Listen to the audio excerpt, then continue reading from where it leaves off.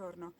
Oggi vorrei raccontarvi un po' della storia del Parco Giardino Sigurtà. Pensate che le sue origini sono molto antiche, risalgono al 1400, però i primi documenti che ci parlano di questo giardino risalgono al 1800. Nei primi anni del 1800 tutta la proprietà venne infatti ereditata dal marchese Antonio Maffei. Questo signore era di Verona, lui da Verona si trasferì qui a Valeggio e trasformò completamente questa proprietà. In origine infatti era un'azienda agricola e grazie a questo marchese quelli che erano dei campi diventarono un bel giardino di 22 ettari.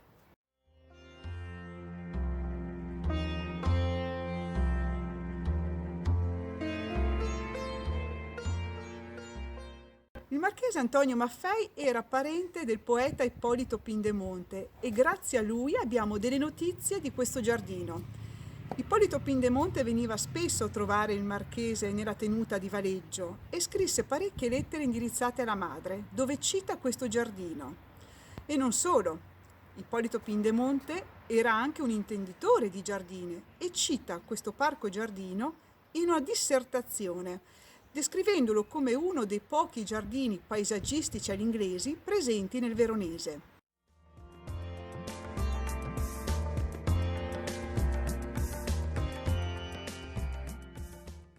I giardini paesaggistici all'inglese erano tipici di quel periodo e la caratteristica era la spontaneità. Sembrava che tutti i fiori, tutte le piante, tutti gli alberi e gli arbusti fossero liberi di crescere dove volevano. In realtà non era così. Dietro a tutto ciò c'era un progetto di giardinieri esperti che era quello nel dare ai visitatori l'idea di un'apparente spontaneità. Inserite all'interno di questi giardini paesaggistici c'erano anche delle rovine solitamente per dare un tocco romantico, un po' decadente, insomma, per creare ancora di più un concetto di bello. E così furono anche inseriti degli elementi architettonici come l'eremo e il castelletto.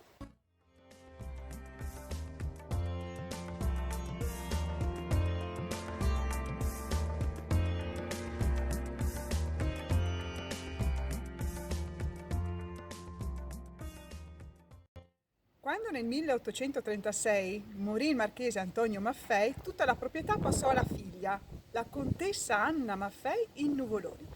Dai documenti che ci sono rimasti noi sappiamo che la figlia del marchese amò molto questo giardino, lo curò con tanta attenzione. Per lei era un po' come essere vicina al padre.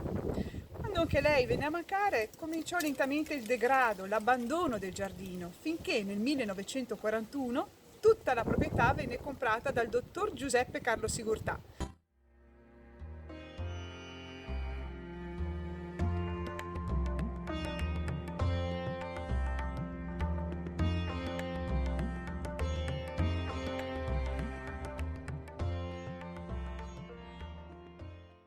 Il dottor Sigurtà cominciò lentamente a sistemare questa proprietà, creando il parco giardino che oggi voi potete visitare. Grazie al dottor Sigurtà, da 22 ettari che era, il giardino oggi è di ben 60 ettari.